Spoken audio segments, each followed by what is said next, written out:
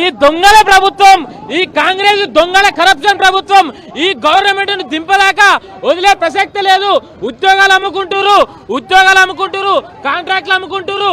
అరే రేవంత్ రెడ్డి ఖబర్దార్ చెప్తున్నా, నువ్వు కనుక డిఎస్సి వేయకపోతే బిడ్డ నీ మొత్తం జూబ్లీస్ ఇల్లును ముట్టడి చేస్తామని చెప్పి హెచ్చరిస్తున్నాను.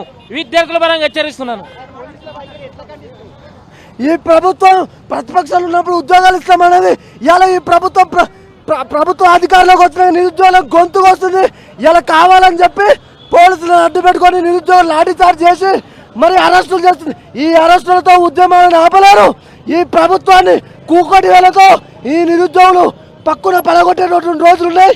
ఎంపీ ఆర్ కృష్ణనాథ్ పెద్ద ఎత్తున చేస్తున్నటువంటి ఈ కార్యక్రమానికి పోలీసులు అరెస్టు చేసి లాఠీచార్జ్ చేస్తున్నారు. దీన్ని మేము ఖండిస్తున్నాం. తక్షణమే మెగా డిఎస్ని వేయాలి.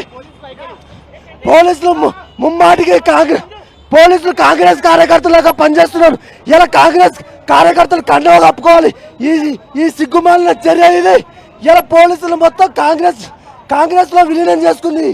ఈ ప్రభుత్వ వైఖరిని తీవ్రంగా ఖండిస్తున్నాం. తక్షణమే ఈ ప్రభుత్వం మెగా డిఎస్ని వేయాలి.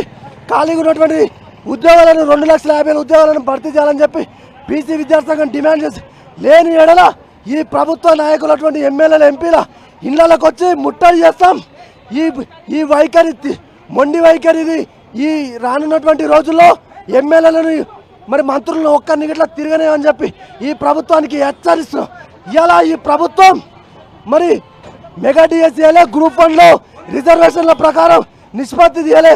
మరి 1:100 నిష్పత్తి అని చెప్పి 1:50 తీయడం ఈ ప్రభుత్వ వైఖరి.